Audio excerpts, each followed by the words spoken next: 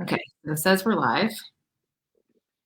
So we are just setting up this last little section. If you're with us, just bear with us for one teeny tiny moment. And Kamin, let me know when.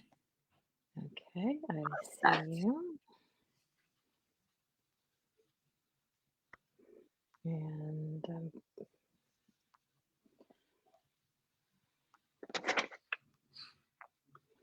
And I have posted it Cool. to my page.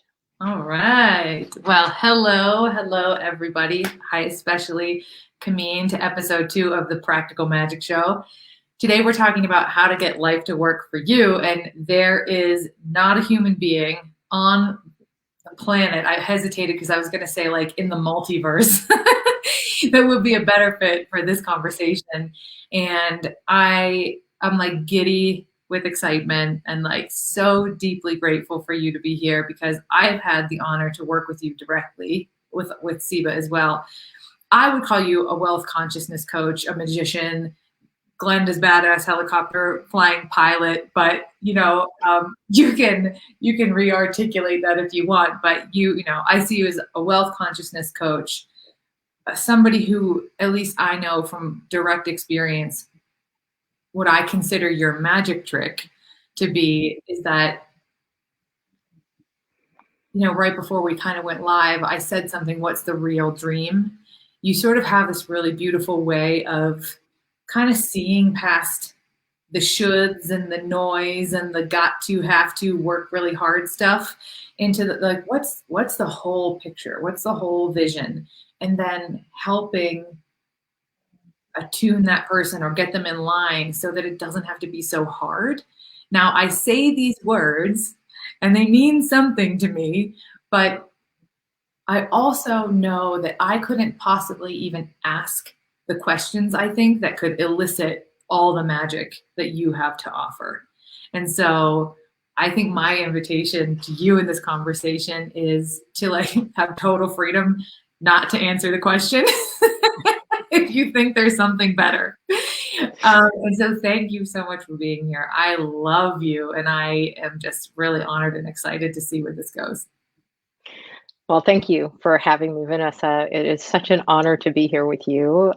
I love and adore you and Siba and Pepper, and this is just a wonderful extension of lots of work that we've done together, and just and it's really how I see the world is it's a magical place, and I do understand that that's not what it looks like for everyone, but it is what it looks like for me.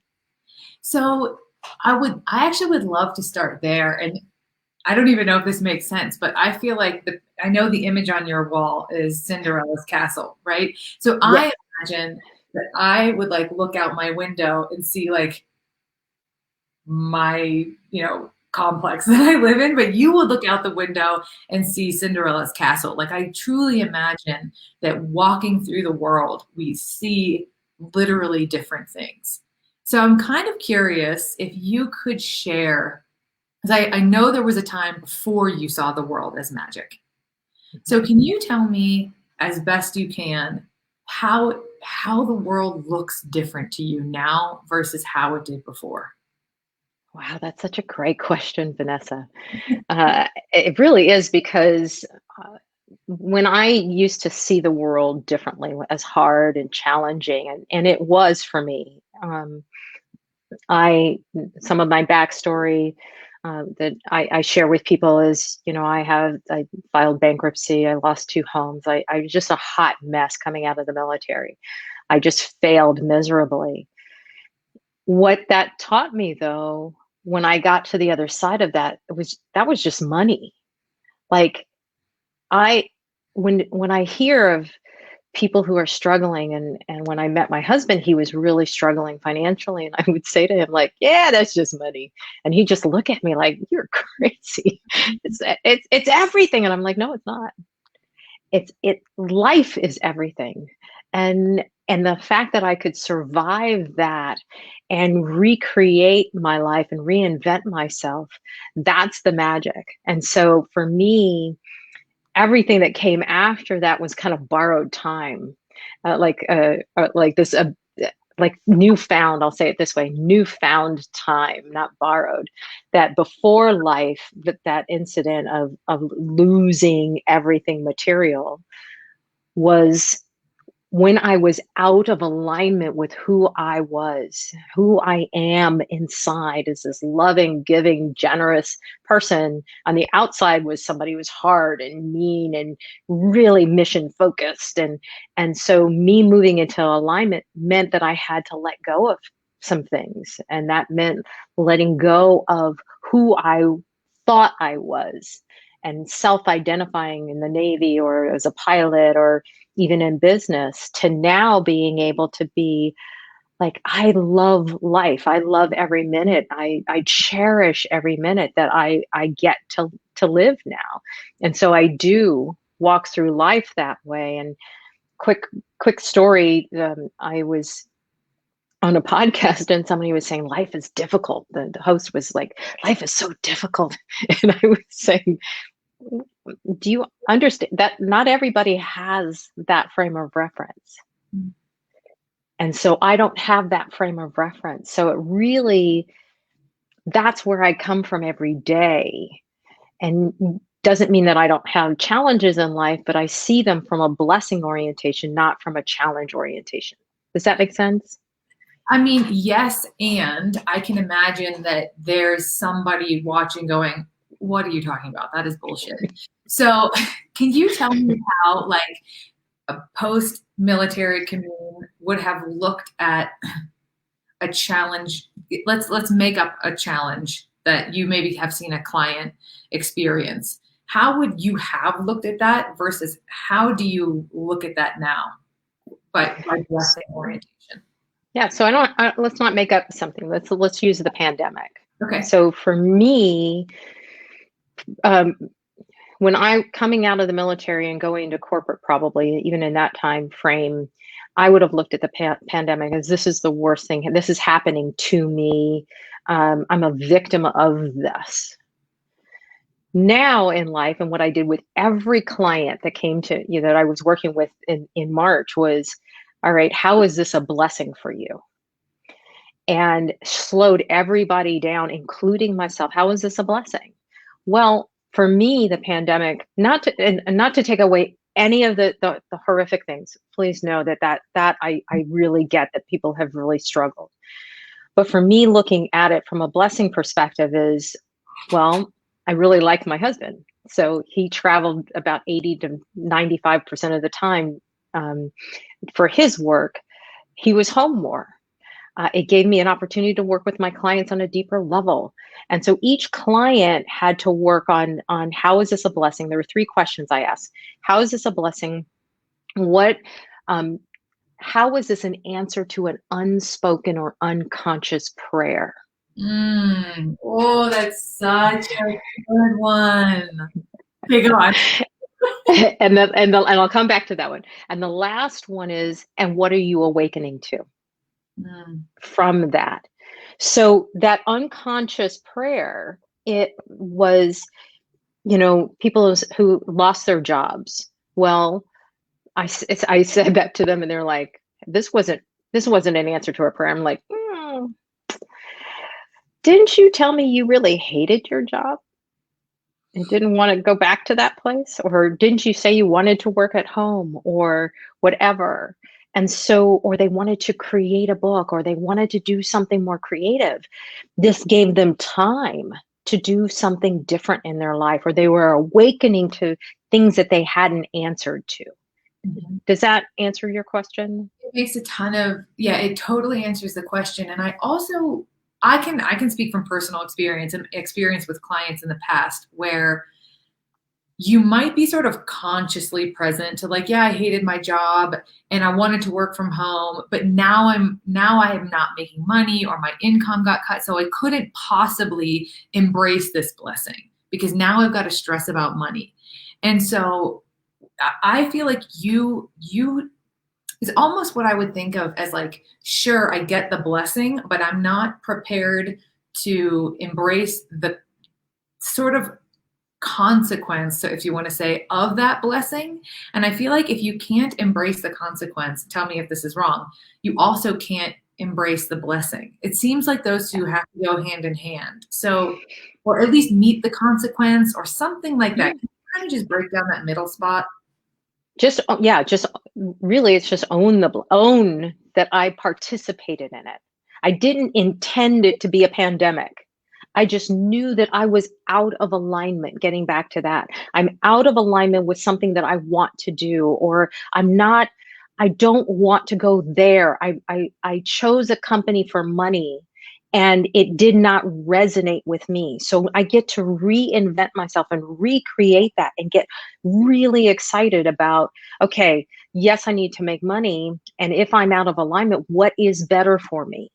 And some of the work that I do with people is, if they can't hire a coach or whatever, is looking at, there's one of my favorite all-time books is The Big Leap by Gay Hendricks, and finding their zone of genius. And he actually calls it a genius spiral now, that once we find the things that light us up in the world that we would do anyway, that we can be on this spiral, and we can find, and we speak from more power. We can find the work that we're supposed to be doing.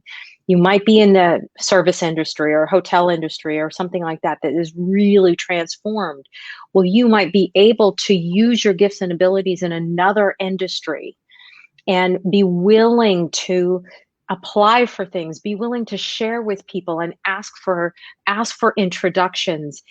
But you're talking from a different place of ownership of my gifts and abilities, of who we are in the world, and what we get to do. And does that help? Because I want to take it one more level. So one of the magical things that happened last year is I got to write a book, and this is my latest book, the Conscious Luck Workbook, and I got to write that with Gay Hendricks and Carol Klein, and we coined a phrase in this book called luckifying a goal. So if somebody has a goal that they're working on, there are 3 things that Carol and Gay identified in the first book, which is Conscious Luck, which is the goal meaningful? Does it light you up? And the third one is, how does it benefit others? And so helping people, one, find out what is their genius, what is the thing that they do better than anyone, and then being able to set a goal and then move in that direction from meaningful, light you up, and does it benefit others? And people might say, well, I have a goal, like my favorite thing is to watch television, right? And I'm like, and I got this really from Mark, was, does it light you up or numb you out? Wow. Right? That's a And so distinction. because some people will say that to me, like, I don't know what my purpose and passion is. The hypnotherapy work, I'm a clinical hypnotherapist as well, and that work is I'm working with people on, what did you love to do between the ages of 7 and 14? And we're looking for, and you're right, I have an attunement. I hear when I'm working with someone where their gifts are, and we're able to monetize it. But those are some things that people can really work on their own beginning now. That was really helpful. And actually, as you were talking, 2 kind of questions, and one question, one sort of clarification, I think would be really, really helpful. So the first, I'll ask the question first. It's like a story, and then I want to go into the clarification. So you mentioned that, and for anyone who hasn't read The Big Leap, it's like a cult, like personal development, like in the top probably 3. Like, you have to read this book. You actually had me read that book plus his second book, which is, I can't remember the name of it at the moment. Is it The Joy of Genius or The Conscious Loving? Joy of Genius. And so it's so awesome and so perfect that you ended up writing the workbook to his newest book, Conscious Luck. Very cool. Just for, like I said, for anyone who isn't aware, I mean, that's like basically like building a bike with Lance Armstrong, like it's so awesome. So if you're up for it, what I would love for you to do is to share how you use your brand of magic to create that experience. Ah, well, I'm happy to share. It was so fun. So it was magic that I even heard about the book because he had been posting, I think, in his newsletters when and I'm on his newsletter list, but I hadn't opened his newsletter. And then all of a sudden, the book came in through Amazon, and as a recommended, and that's his first book on conscious luck. And magically, I had learned about Gay years ago and was already studying him. And turns out my husband knew him personally and had worked with him. And so I was always kind of in the background. I used to have what I called a do not disturb personality. So it was kind of like if I would be in his presence, I was, nice and he knew me, but I wasn't really me. I wasn't owning my power. And through the work that I do, I've really owned the work the gifts and abilities in my zone of genius that I get. So I start reading this book. I'm in chapter 2, and I am like buzzing at that moment with what I'm learning. And I had his email and I sent him an email and I said, "This is amazing. Thank you for writing this book." And I thought I would finish it in a weekend. Well, in chapter 3, secret 3 is there's an exercise on transforming shame into abundance. Oh, And I I bought the book on audio so I could like listen to the meditation that they had devised. And after that, I was like emailed him. I'm like, can we have 15 minutes? Like one of the chapters in there is take bold action. So that was my bold action. I just took an action and just said, "Can I have 15 minutes of your time just to talk to you about this book?" And I was starting already to say right in the margins and of how I would work with it with clients. And I was starting to keep a separate journal of what I would do with clients on this book. And then every page, I think I stopped and started shipping it off to people that I was working with. And we talked, and he knew that I had a couple of journals. And from there, it kind of sparked this idea between us. He brought in Carol, and then the three of us, talked about what would a workbook look like. I was gonna do it anyway, kind of from homework status with clients. And then I had the most amazing 6 months of working with both of them to create the workbook. And it when I thought it was going to be more like one of my journals, this is a beast of a book. This We worked, magically to come up with additional exercises that go with it, and to create that. So it was all magic. so here's what I heard. If I can break this down, I like to, I like to systematize things. Yes. So here's the system that I heard: interrupt anywhere, clarify, shift it anywhere. Okay. So the first thing that I picked up was, and I don't know what I would call this, but we'll call it the last place you would look. Because if I were thinking about, and this is no knock on my husband Siba, but if I were thinking about like, wow, this author, the last place I would look is my husband. Like for the connection. Who knew the man you're married to knows the man you want to work with? Like, and I feel like that one of the biggest missed opportunities is the opportunity that's right in front of you, because it seems that we're always looking past it because it feels like it couldn't possibly be this close. Yeah, many times, most of my books are just mine. I have this wealth exercise, which is just saying the word wealth and getting into the feeling and what it is that you'd like to create from this.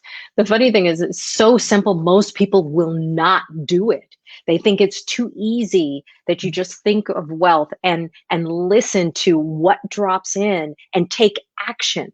All I was doing was listening while I was writing this and taking action. I did that the other day. Not that I don't know that it'll lead to anything, but I think it was Seth Godin or somebody had a great blog, and I just replied to it. And I said, "Thank you so much for this amazing content." Yeah. Now, I wouldn't have done that before. I was so in my own way of that do not disturb personality that I didn't want, like, oh, it's humble. And I was taught, don't speak up. seen and not heard. And so I had to work, and the work I do in hypnotherapy and the work I do on myself, it's clearing out anything that would stop me from sharing what I want to do in the world. Yeah, I think that, I mean, those little additional examples about how you were seeing yourself is so helpful, because I know people have those same experiences. But I even love that I wrote down too easy, too simple. That it couldn't possibly lead to anything. It's too easy.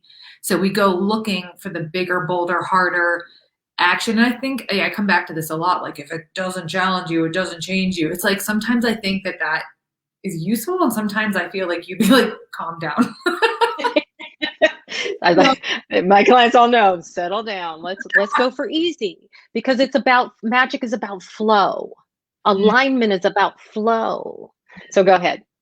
No, so that kind of leads into what I'm calling step 2, which is buzzing. And I think that, so first of all, it's for step 1, it can be easy. It can be right in front of you. It can be one little thing, an idea that just comes up that you have to take it to know. Yeah. The second is buzzing.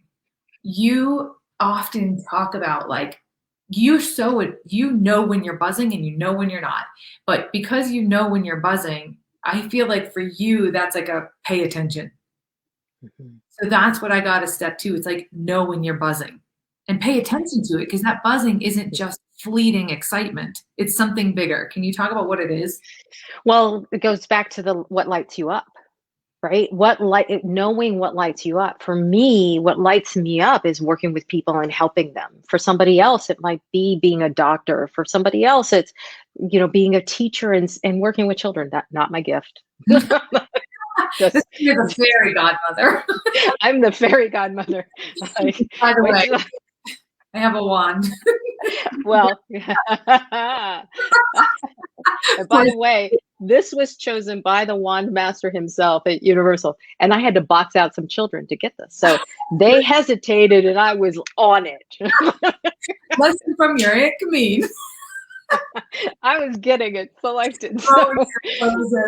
Disney. So yeah, so allowing people getting so connected and being quiet and really understanding that it is a learning process to understand what lights you up. Mm-hmm. For me, also, it's I some of my clients, I recommend they watch Runaway Bride with Julia Roberts, and what kind of eggs do you like? Like, really taking the time to slow down. What lights you up? What do you do that again, going back to, does it light you up or numb you out? Because I'll go back to, I love watching television. No, it's what fuels you. What would you lose yourself in? And for me, it's helping people, and it can be writing and working on books and those kinds of things. So I do pay attention to that and then move into action as quickly as I can, because there's a half-life to enthusiasm. And I think we get that actually from Steve Hardison to Steve Chandler. There's that half-life, we talk ourselves out of action. Mm-hmm. And so this is an opportunity for us to, if we have the thought, take the action, we just never know where it's going to go. Which because that was step 3 for me, but I think which was reaching out, taking action. And I think what I heard that I want to really anchor in and reflect is that what I have experienced holds people back from the genuine, complete exploration of what lights you up, is that they're already pairing that against, but how do I make that money, make money, before they even actually let the answer sink in. And so what I'm hearing you say is, who cares? Pay attention. And if something should, whether it's like, I love writing, I'm going to write a poem, but who's going to read it? And how will it make money? Will it ever become a book? You're saying, who cares? Write the damn poem. If that's what shows up, do it. Absolutely. I was working with a client, a brilliant client last night, and she has a goal, but she's like, I can't get there. That's a lot of money I'd have to create. And so what happens is, and I've seen this with a lot of clients, is we skip to like this big goal that we want. And but what happens is when we do that, we actually bypass the things that would stop us from actually taking action. And what we also want to hear is like, what's in the way? Like, we make it about, oh, like, I want to create this thing. I don't know how to. Well, what's really underneath that? I don't know how to. Well, I don't believe in myself. I'm not enough. I'm different. Therefore, I cannot connect. And these are some from the hypnotherapy work I do. And then one is what I want is not available to me, but is available to everyone else. Mm. And we shut ourselves down. And some of that comes from messages from our childhood and things that we got in there. Somebody said something, we made it up. We made something that they said mean that we're not good enough. And I have a ton of those that I've had to, surgically remove out of my own Yeah. psyche and rewire myself into the ability to take action.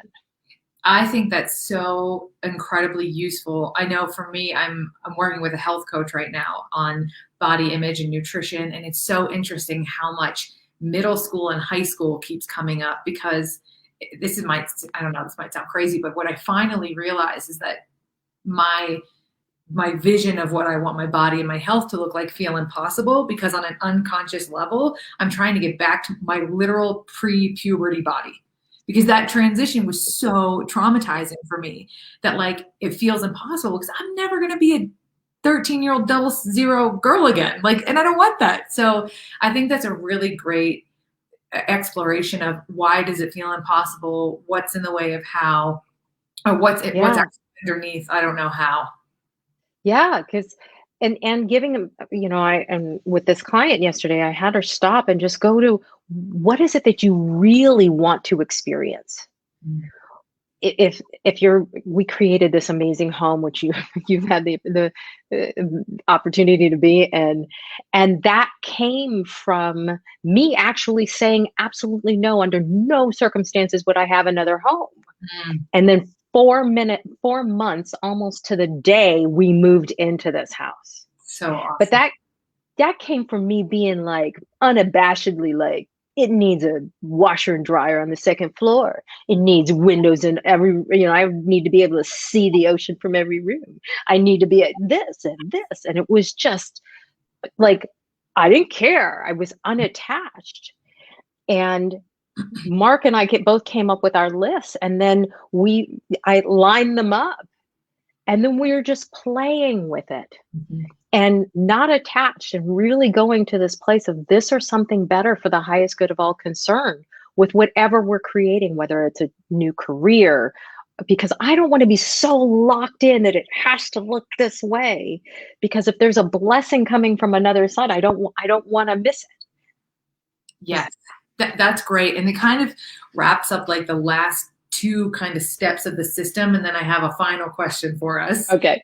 which I like pains me because I'm like, I have one final question, but I have 40,000 after that. But the last two kind of steps that I heard where you kind of said, which was like, I wrote asking, but you said taking bold action, but I'd kind of pair that with the last one, which is from a playful perspective, like Yes. bold action from a playful perspective. So can you just Yes. like maybe just you sort of talked about it already, but can you kind of bottom line those two?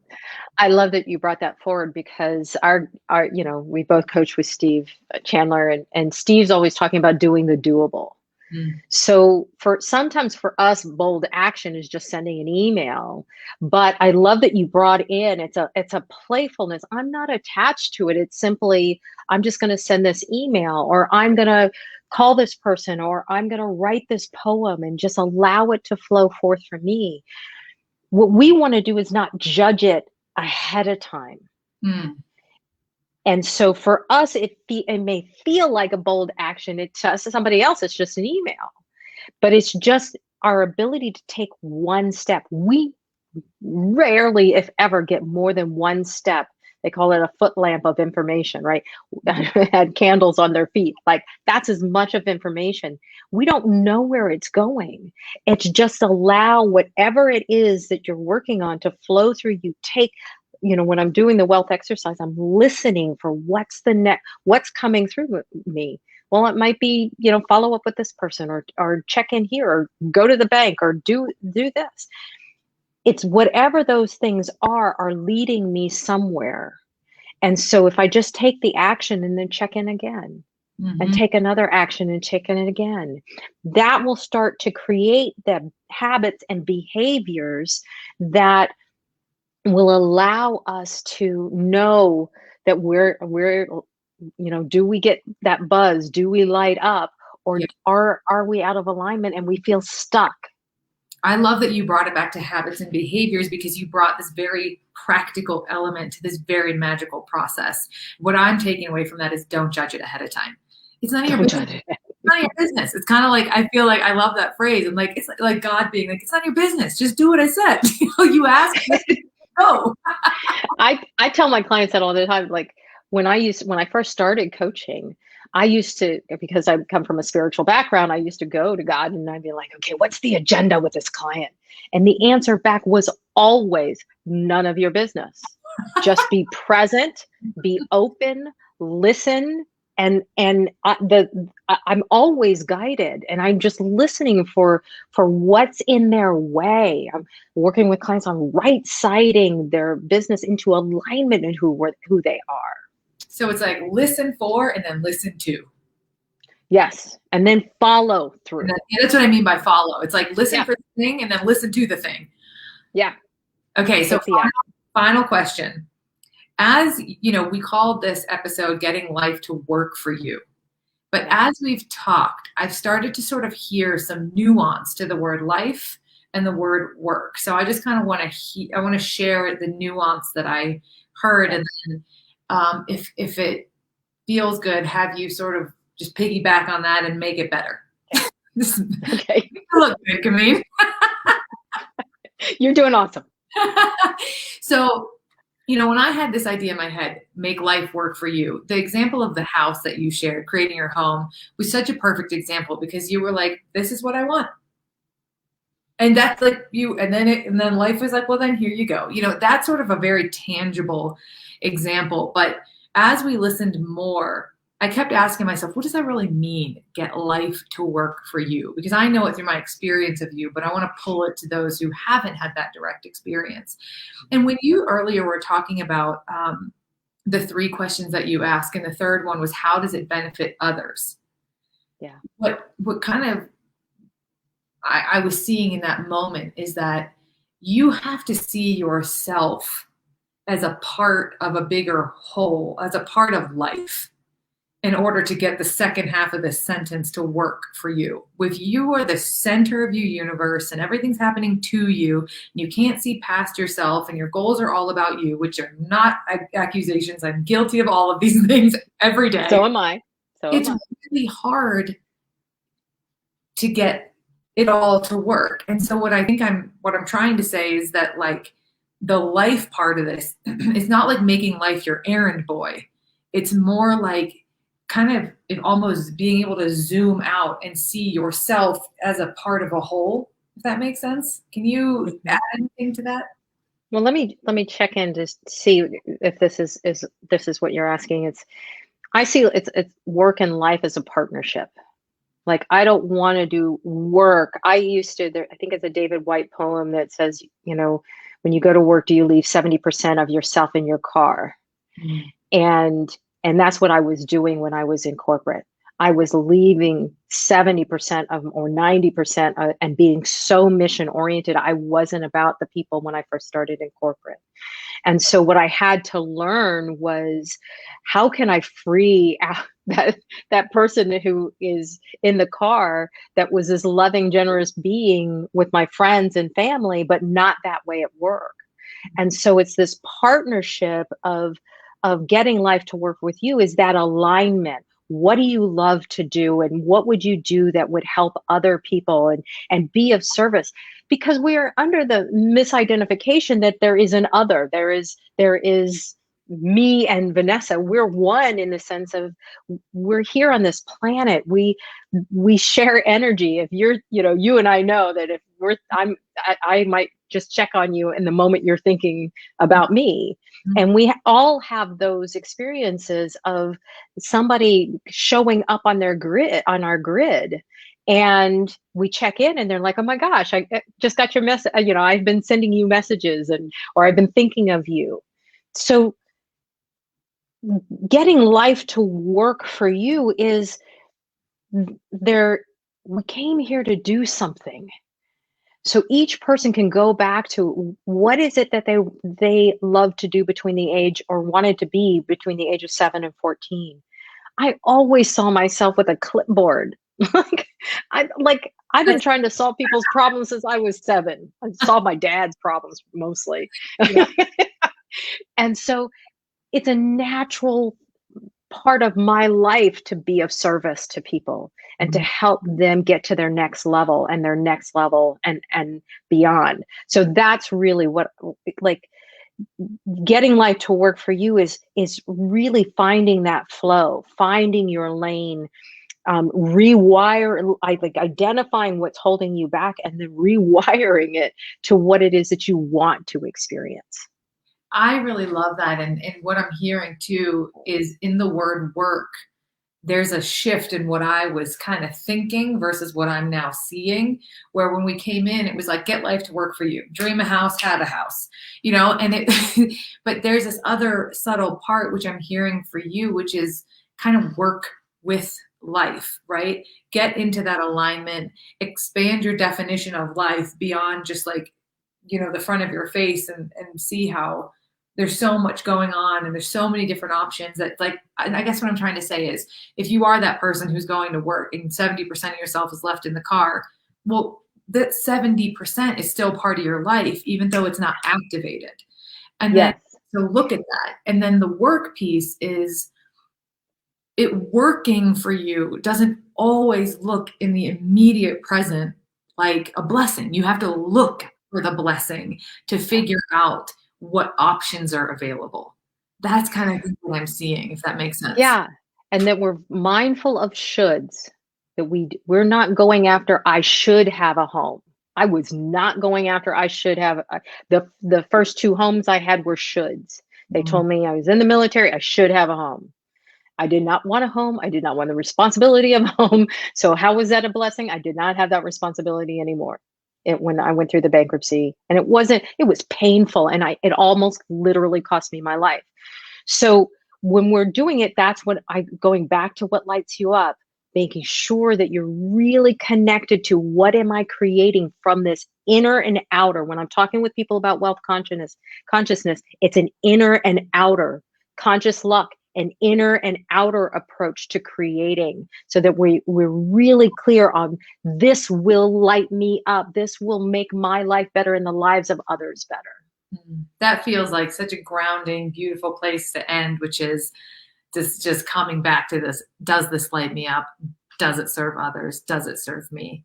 That's a beautiful, beautiful message. So where's the best place for people to engage with you? Interestingly enough, it's via email. So, um, at kaminsamuel.com. And if somebody would like more information, I have a webinar I did last year that was really fun on creating the wealth you want. And it's really that inner and outer approach. I'm happy to send anybody. If they'd like, they can also PM me, and I'm happy to send you all the resources that way as well. So, but Kamin at kaminsamuel.com is the best. And go check out my website, has lots of resources for people. And the journals are amazing. So I think Sarah might even Yeah. post the link to one or both of your. Yeah. There are all sorts of books. This is my dream also, that all these books, it's just fun for me to create. Yeah. Well, I love you to death. You have been a massive, massive positive influence in my life and my family's life. I always joke that you're partially responsible for Pepper's existence in the first place. So, I take responsibility for Pepper. Yes. so thank you from the bottom of my heart for being Oh, here. I just adore you. thank you so much, Vanessa, and thank you for this mission on practical magic. And just, I love you, and I thank you for this opportunity. Thanks. Okay.